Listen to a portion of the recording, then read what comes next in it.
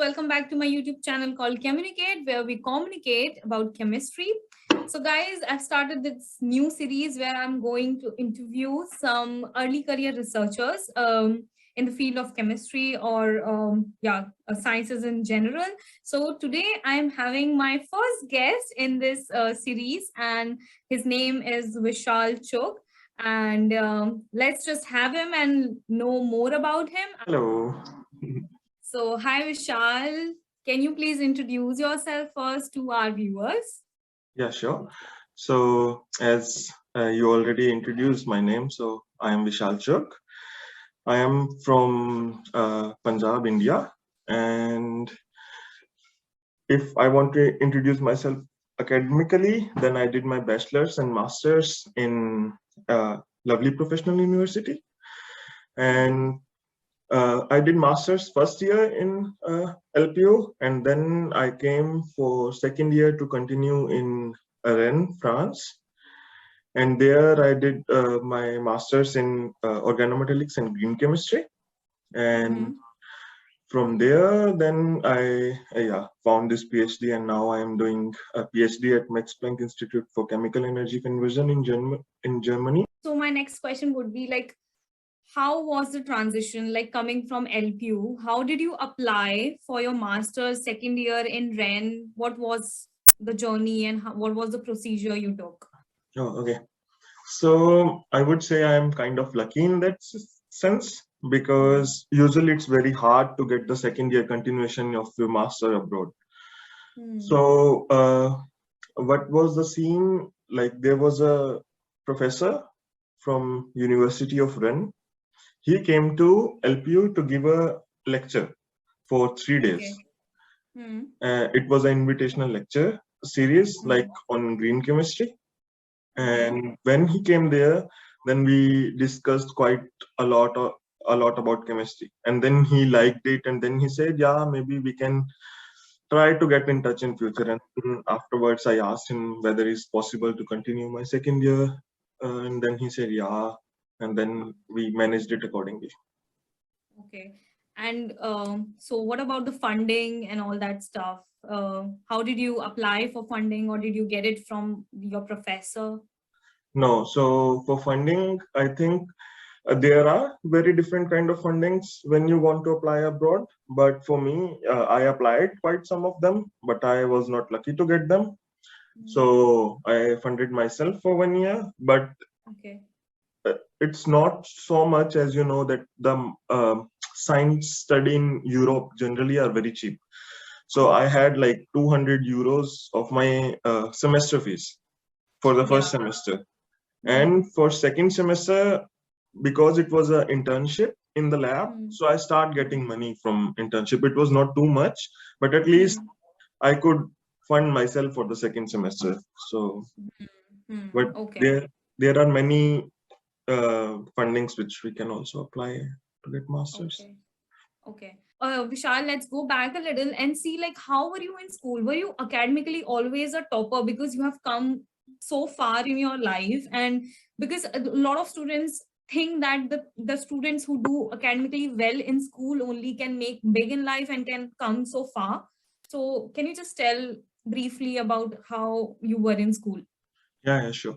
So I was always been an average student. I was never in the top students, but I always has that urge to learn more and dream big. I think that's the most important factors a student should have if he wants to be academically very, if he wants to go far in academia.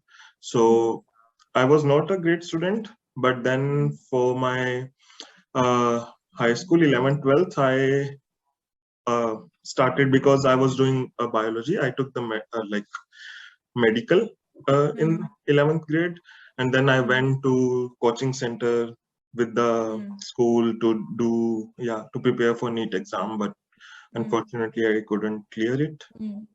So, but then I did not let my hopes go, and then I started doing bachelors in medicine. But then I developed my interest in chemistry, so then I did my master's in chemistry. Oh, so to be clear, like you did your bachelor's in medicine and then you did your master's in chemistry. Yeah, so I did my bachelor's in medicine where we had this chemistry course, only one Okay. course in each semester. Okay. And then actually I went from my bachelor's, I got a admission in Pune University. So Oh. I shifted to Pune Okay. completely. Hmm. And in Pune University, after getting admission, I did not feel Hmm. great. So then I came back to LPU and then studied chemistry. Okay, that was quite a roller coaster, I guess. But that's great. And I would like to put it out there that, you always have to believe in yourself and you can make mistakes and you sometimes go, you go somewhere else to study, but you don't find your passion there, you don't like it. And then you can always move back and make a new start. So I think that's really great and one can learn that from you. I also wanted to tell everybody that how we got into touch and how we met actually, and why are we shooting this interview with you. So basically, I want to tell everybody. So recently, I went to this conference in France, in Rennes, University of Rennes. There was this conference called Green Catalysis.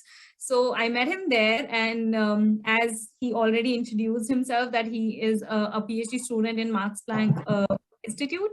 So he was there to present a poster as well as he gave a talk, and I'm really happy and proud to tell that he also won the best poster award. So Thank you. congratulations. How Thank do you you so feel much. about it? Really great. It Great. was a nice experience and also nice award, I would say. Yeah. So how are you like enthusiastic about research, or like I just want to ask you, like, is PhD a choice for you or is it an option? Like when you really decided that, okay, I want to go for PhD and that's what I want to do, or was it like just an option because I'm not getting anything? Because as you might know, there are several cases, there are so many students who cannot find any other thing to do after their masters. That's why they opt for PhD. So how was it for you? Oh, okay. So during my bachelor's, I was clear that I would do a business. I will never go for an academia. There was nothing Okay. related to academia. Okay. But I would really thank, there is one professor in India. He was in LPU. Now he's shifting from LPU, Mm. Mm. and he motivated me to do this masters in Okay. chemistry. And Okay. then when I started this masters, and then I came to Ren, when I Mm. worked first time in the lab, it was so great. And then I felt so love in that. Then I made my life clear that I don't know what I will do, but Mm. whatever it would be in the lab. That was clear. Okay. So you So wanted to do research. yeah, That's because you liked it. Okay. yeah. So Okay. yeah, the feel of doing research was amazing for me, and then I would continue research in my life. Oh, that's really good. And yeah, coming back to research and stuff, as you know, research, yeah, somewhere for PhD students or even for postdocs, and for that matter of fact, for a lot of professors, it's just about publishing papers, right? And we usually run that, okay, we want papers, we have to publish, and it's not about just publishing, it's about publishing in higher level of journals and with like high impact factors. And there are a lot of professors and some people we cannot name, but obviously you and me, we all have came across, they do not consider like journals of lower impact factor, they do not consider that as good as research. Yeah. So what do you think, like, first of all, what do you think about this race of publishing papers, and like secondly, like this comparison of impact factors, what do you think about it? Oh, okay. So that's a very I have to be very careful while answering this question. Yeah.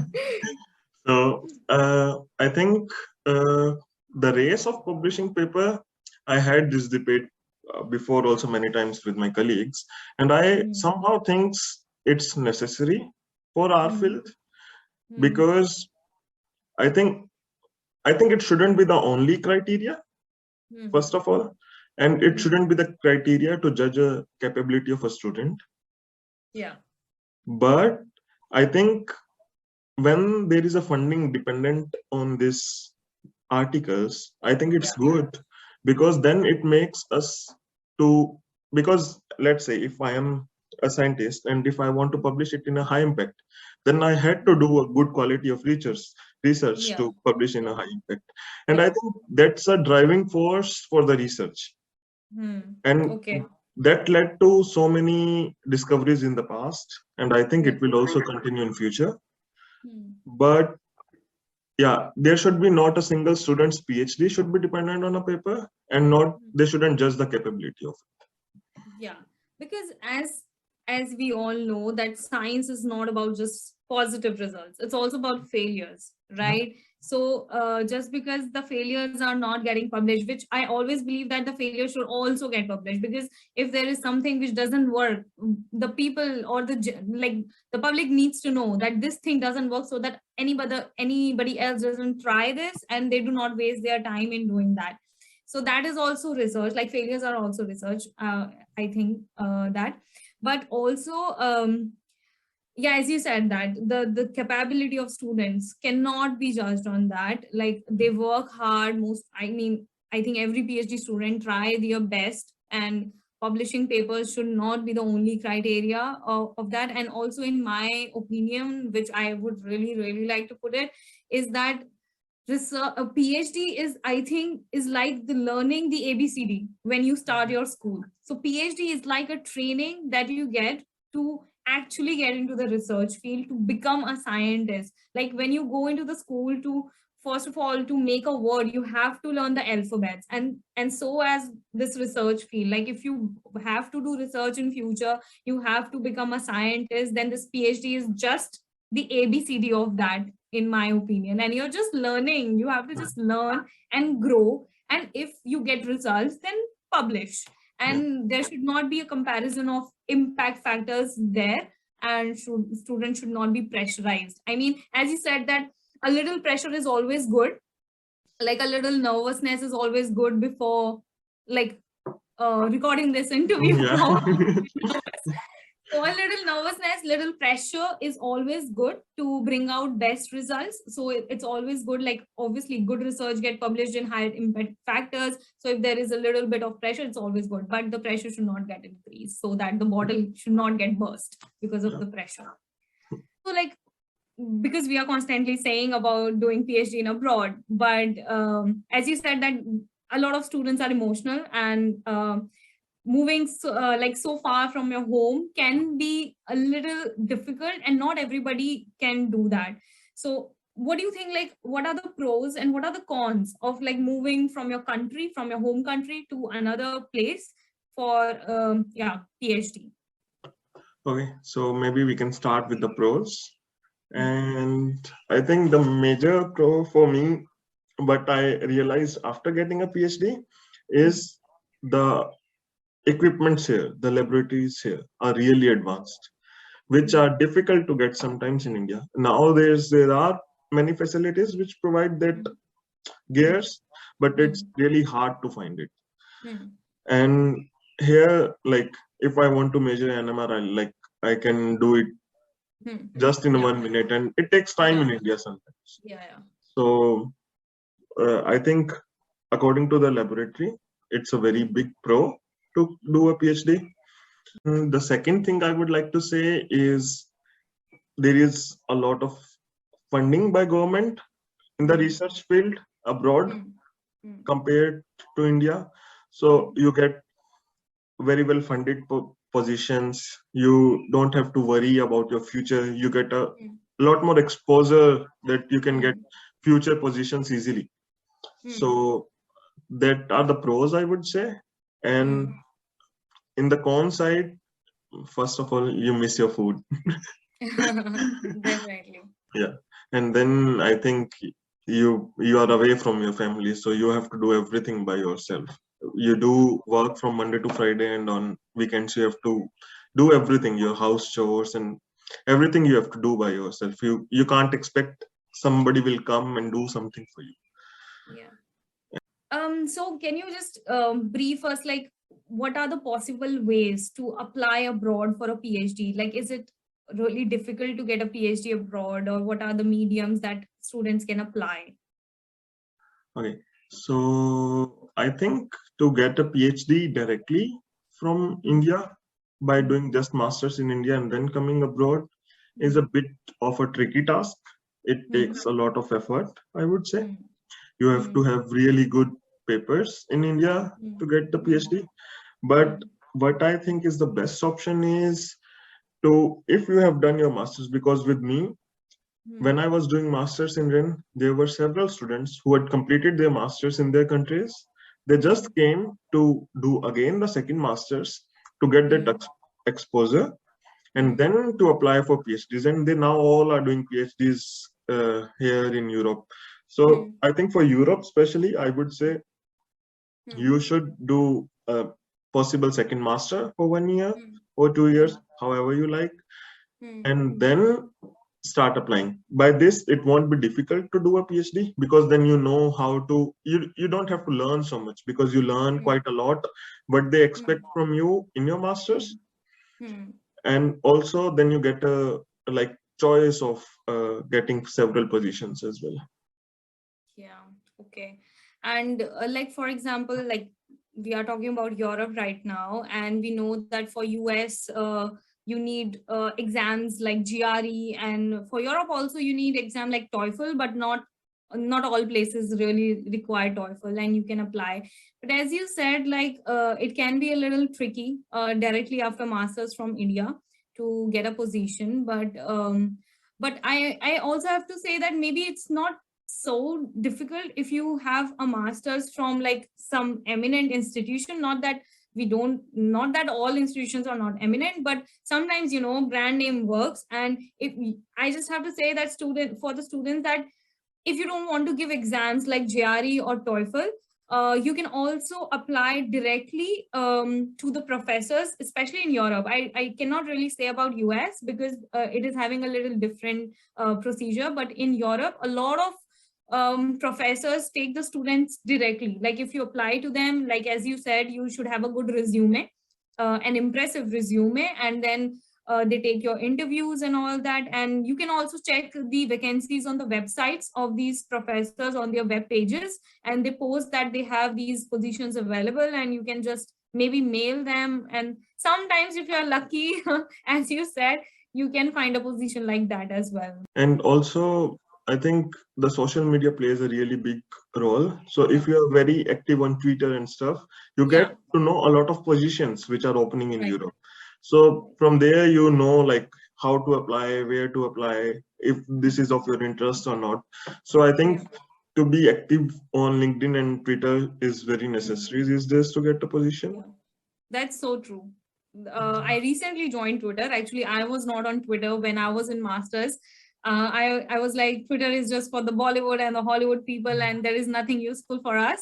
But I recently joined Twitter, and then I realized, oh my God, there are so many options and so many opportunities that you can find on Twitter as well, and LinkedIn, of course.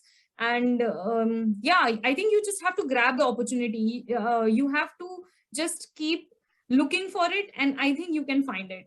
Yeah, and also you don't have to be like, if you let's say apply at one position, you did not get any reply, or if you get a negative reply, you don't have to shatter your dreams. It's okay to get no replies. You just have Yeah. to apply further and try to find it more. It's okay Yeah. to get no replies.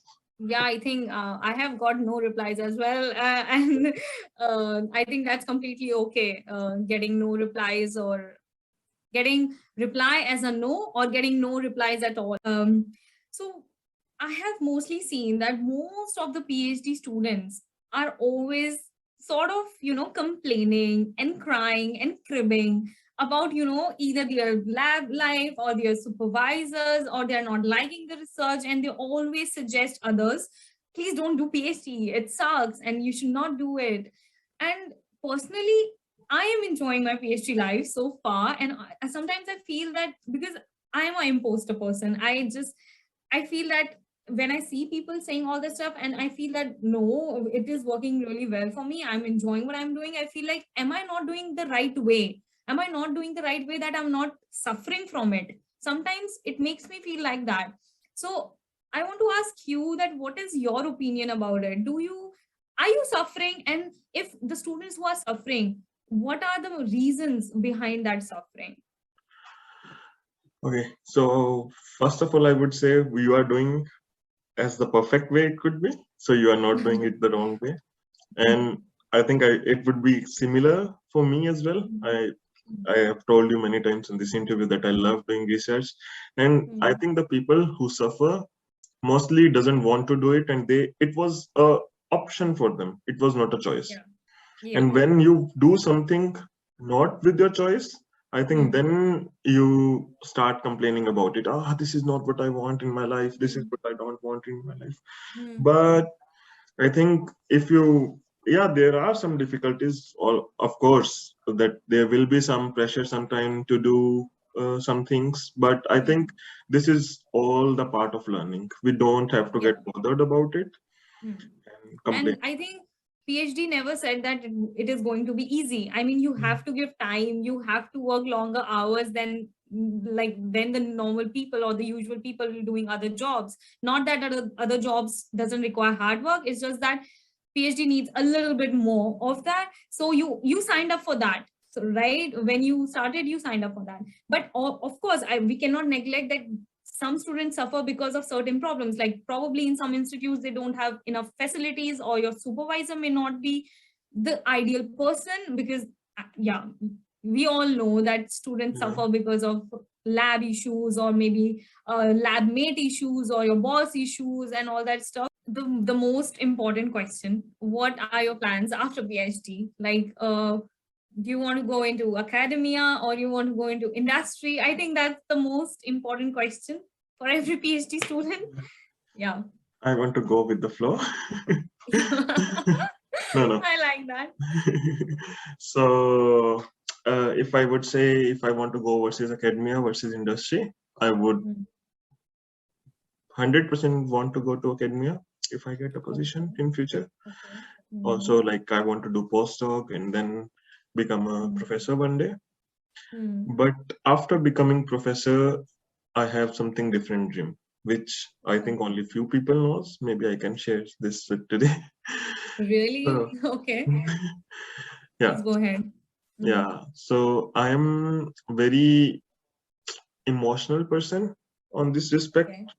Hmm. and from last many years, I am away from my parents just to do study, which is, I think, not very good for me. Hmm. And what I would like to do after becoming a professor is open a small institute in starting, or a small coaching, I would say, Hmm. in Hmm. my own hometown, so Okay. that I can teach students at the hometown so that they don't have to go far from their parents and do research or do studies, or even like high school studies, they shouldn't do away from their parents. So I Hmm. would open a small place to study in my hometown. That's a really, really nice dream. And I hope that do come true. And it will definitely happen. I totally believe.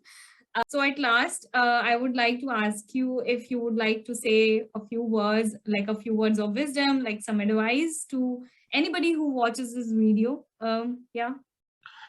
Okay. So the first thing I would like to say is thank you to you to calling me to your Yeah. interview. And for the students, I would like to say that there is never too late. First of all, you don't have to decide today what you want to do in your life. You want to do a bachelor's in this, master's. You don't have to become a robot in your life. You can do something, learn from the mistakes, and then improvise your life accordingly. So Yeah. same was with me. So I did medicine, liked chemistry, continued chemistry, wanted to become a businessman, came to PhD, and now loves PhD. So it's like you always have to improvise with you don't have to be, oh, I wanted to do this, I couldn't do it, and now my life is waste. It's never like that. You always have to learn from the mistakes and keep going. Yeah. As you said earlier, just go with the flow. I think that's the best message you can give to the student, that don't take a lot of pressure and just go with the flow. Things will fall in place, but just one thing that you have to keep in mind is keep going and don't stop the hard work. That's all. Keep working and things will definitely fall in place for you. I think I really had a great time knowing your story, knowing you even better. And I think people will definitely get motivated, because I think personally, coming from a place like, I don't know, like from a small town coming till France, and then in Germany in Max Planck Institute, which is, I have to say, like it's one of the best institute, not in just Germany, but in the entire world. So it's a really big and great journey till here. And I wish you all the best in your all the future endeavors. And I hope that we get to meet really soon and not just discuss chemistry and have fun. Sure. Thank you Thank you so so much. much.